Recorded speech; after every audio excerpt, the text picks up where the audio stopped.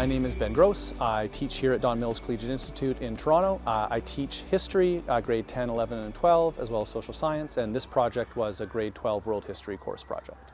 I'm Dan Kunanec. I teach at Don Mills Collegiate Institute in Toronto. I teach technological studies subjects such as green industries, tech design, and hospitality and tourism. My colleague Dan Kunanec and I created this project looking at the history of European Jews and their food histories and stories of migration to Canada in collaboration between my history classes and his green industries and hospitality and tourism classes. We found historical recipes and recreated them and cooked them together with a Holocaust survivor and shared stories of childhood remembrances of food and stories of migration and coming to Canada and being and becoming Canadian. Yeah, it was a great project I got to do with a good friend of mine, Ben Gross, and a colleague. We looked at the experience of the different diaspora of the Jewish experience, different food history. That really was kind of my side, was the food part. Just the commonalities and the differences between the different experiences in the different parts of the world.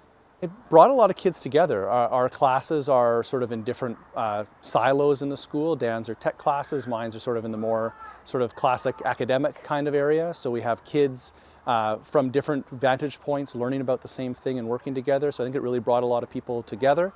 And kids have really stayed in touch. I got an email yesterday from a kid that was part of this project just saying, I really enjoyed that project. So it's really sort of stuck with kids, and yeah, that's been really great to see.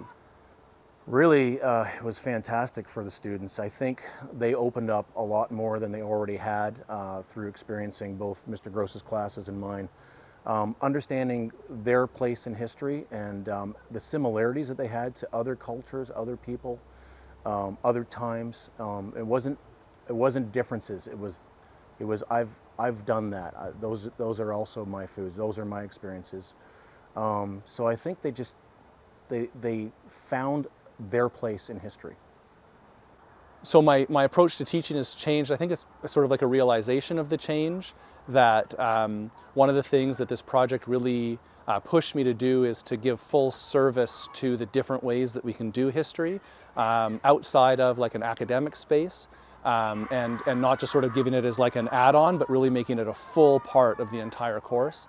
And that was something that really stuck with me, and I think stuck with students as well. I think every subject has a history component to it. And if you're not teaching the history of that subject, you're missing a real opportunity there. So for the courses that I teach, whether it's history of farming, history of food, history of cooking, history of design, those are deep, rich connections. And as a hands-on teacher, as an experiential teacher, the contextual approaches to that just make it that much better.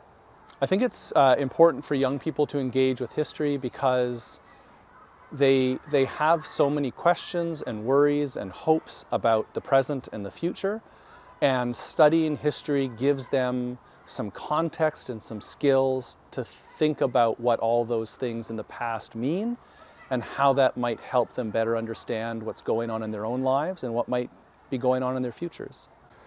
I think it's important because they need to recognize that they are history. What they are doing, the choices they make, who they are as people, how they treat other people. These are the moments that create history. And it doesn't have to be a giant, big experience.